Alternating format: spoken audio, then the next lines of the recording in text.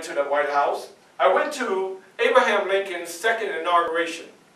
And as I was sitting out in the audience, and after he finished his speech and he sat down next to the Vice President, Andrew Johnson. And so Mr. Lincoln noticed me sitting out there, and he said, "Andrew, there's my good friend, Frederick." And I waved to him. All right? Well, I noticed the expression on Vice President Johnson's face as I looked up. Prior to him pointing me out, Vice President Johnson's facial expression was such as. But once he pointed me out, Vice President Andrew Johnson went from the smile to the frown. And I said to myself, he's no friend of the black man. So, in 1864, as I said, I was summoned to the White House. I went to the White House, and President Abraham Lincoln asked me, he said, "Frederick, what do you think about my speech?" I said, "Sir?" He said, "Yes, I'd like to hear your opinion. What you thought about my speech? You're my best friend." I said, "Sir, it was wonderful. I enjoyed the speech." He said, "Thank you." Now, I must let you know that when I looked at President Abraham Lincoln at this time, for some strange reason, I saw death. Death was all over him.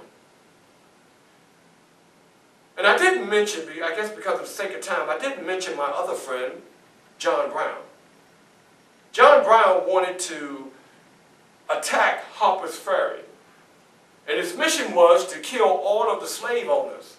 As a matter of fact, I remember our last conversation, John and I, and he hugged me. And he said, "Frederick, come go with me." And I told him, I said, "John, I feel very uncomfortable about this. I feel that there's death awaiting you if you go." And he had a black man with him, and his name was Shields Green. And I went over to Shields and I said, "Shields, what's going on? Are you really going to go?" And he said, "Well, Mr. Douglas, I must go with the old man." And that was the last time that I saw John Brown alive. Because when he got to Harper's Ferry, yeah, he killed some, but he wound up hanging. They hung him, and he became a martyr. And I didn't tell you this, that after he killed them, I had to leave the country again. And I left the country because even though I didn't have anything to do with it, they associated me with them. And then there was a gentleman who they thought was Frederick Douglass. You know what they did with him? They hung him, and then they found out it wasn't me. So I had to come back to the country. I left again. I went to England, and I came back a few years later. The reason I came back, if I didn't mention it earlier, my little baby girl, Annie, at 10, she had died. I came back because of that. And a little bit of time after that, I got invited to the White House as I was beginning to speak. And like I said, I saw death all over the president. And he mentioned to me, and he said, "Frederick, I need you to do me a big favor." And I was like, "What is it, sir?" "I need you to go to the West, and I need you to gather all the blacks who are still slaves. I need you to gather them up. First of all, to alert them that they are free." That's how we got Juneteenth. "And then I need you to bring them to freedom." And I was like, "Okay, sir." Well,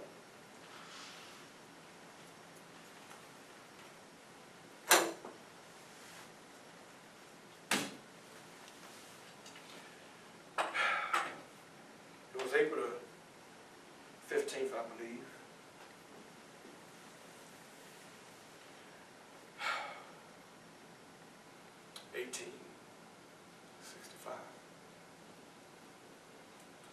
President Abraham Lincoln and his beautiful wife, Mary, were at the theater, the Lincoln Theater. They were there to enjoy the play. Forgive me if I don't remember the name of the play, but Mr. President was sitting there with his beautiful bride, and out of nowhere, a young man, a hater, if you will, came through the curtain and shot Mr. Lincoln in the back of his head. John Will Booth was the guy who did it. And at the same time, he was not supposed to be up there in the president's suite. You know where he was supposed to be at that time? He was supposed to be on stage because he was one of the players in the play that was taking place. They wound up having Mr. Lincoln's funeral shortly after that. And I recall that they had built a memorial park, Lincoln Memorial Park in Washington, D.C. for Mr. Lincoln. And I just happened to be in the audience. And as I was in the audience, there was a white lawyer that was up speaking. And a white gentleman, he noticed me standing there. And he shouted out, he blurted out, "There's Frederick Douglass! Frederick Douglass, go speak!" And everybody started shouting, "Frederick! Frederick, speak! Frederick, speak!" So I got up and I started speaking. And ma'am, I'll have you know, I told the truth. I said, Mr. Lincoln was the white man's president. We as blacks, we were like his stepchildren. We were like his adopted children. That's what we were. But I must end with this though. If nobody else, my friend Abraham Lincoln signed that Emancipation Proclamation that freed his stepchildren, that freed his adopted children, so that we can stand on the same ground as you whites in this country. And I have you know that after I finished, everybody again stood up and gave me a standing ovation. I kept getting these standing ovations. I'm putting them down, they clapping anyway. Well, as I made my way off the stage, who was at the bottom of the stage awaiting me? No other than Mr. Lincoln's widow, Miss Mary Lincoln. She hugged me, and then she graced me with Mr. Lincoln's cane. This cane still sits in my home in Cedar Hill to this day. Well, just for the sake of time and time moving on, I must say that I campaigned hard for a gentleman you all might have heard of. I think he's on a $50 bill. Anybody know who I'm talking about? Ulysses Grant. Ulysses Grant, yes, he's on a $50 bill. And I campaigned hard for him because I believed in him. And by this time, the KKK, Ku Klux Klan, were roaming the grounds, and about this time there were a lot of hangings going on, burning of houses going on. So when President Grant became president, one of his first bills that he signed was the Anti-Klan Act, meaning that 5,000 Klans were either hung or they were jailed. So President Grant, he put a big dent in the Klan's mobility. And it was written by a black author who said that President Grant, he was definitely the friend of a black man. And yes, he was. Well, as far as me holding offices, I got my first office, which was president of the Freeman National Bank in Washington, D.C., as I began to rap. The next office I held was Caller of Deeds. I moved on from there and I became ambassador to Haiti for 2 years, from 1889 to 1891. I resigned from that post because I was in disagreement with the president at that time. I became the first black marshal in Washington, D.C. Now, I must tell you this, that I was getting a lot of flack from the black community, the black press, because of the fact that they felt that since I was holding these offices, that I had become silent, and that I had traded my blackness to be white, if you will, to earn money for my living. Well, I have you know that even though I held those offices, if it wasn't for me holding them offices, people such as Barack Obama probably never would have became president. I'll just leave it as that. My wife, Anna, who I loved for 40 years, she died after 40 years of her and I being married. She died in 1882. 2 years later, I would remarry. I would remarry a good friend of mine, Gillian Pitt's daughter. Her name is Helen Pitts. Helen Pitts was 44. I was 66. She was white. And I have you know that her family disowned her, and my family sort of kind of disowned us. Well, since they disowned us, as I get ready to end, we began to take trips all over the world.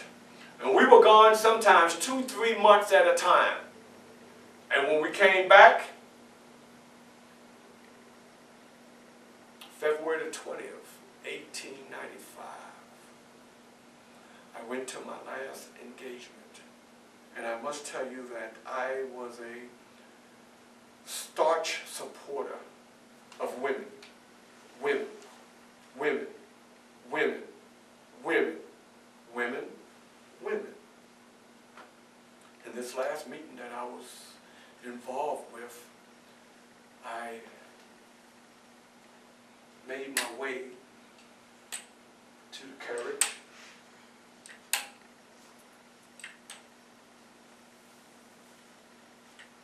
And the carriage took me to the Washington Convention Center, where I made my way from that carriage, and I was greeted by a very notable young lady. And some of you all probably have some coins from this young lady. Anybody know who I'm talking about? Do anybody have coins from Susan B? I have 5 of them that I saved. Well, she helped me up to the platform, and when it was my turn to speak, I got up to speak. And from there, I sat down until the event was over, and it was a women's suffrage meeting. From there, Susan helped me back to the carriage. From the carriage, I made that long walk up the stairwell, if you may. A long walk up the stairwell to the front door of my home. I don't know if you all can turn around, but as I got to the home, I walked in. My wife Helen was having tea with some friends, and she said, "Frederick, are you hungry?" I responded by saying, "No, I'm just going to go upstairs and rest for a little while." Well, as I attempted to take the first step, I felt a pain in my chest and I jerked, and that's where I was deceased, at the bottom of the stairwell. Upon having my funeral, I laid in state at the Capitol Rotunda. I was the first black man to lay in state at the Capitol Rotunda for a week. And there were kings, there were queens, princesses that came over to say goodbye to me. I am currently buried in Rochester, New York, in the cemetery there. So if you ever get a chance to go to Rochester, New York, stop by and say hello to me, because I am laying there. My wife Anna is there with me, and Helen Pitts is also with me, and there's my home is still there, as well as Susan B. Anthony. And just to let you know, because a lot of people ask me, well, Mr. Dowridge, what were you doing here? Why were you laying there? Well, on the day that we visited this home in February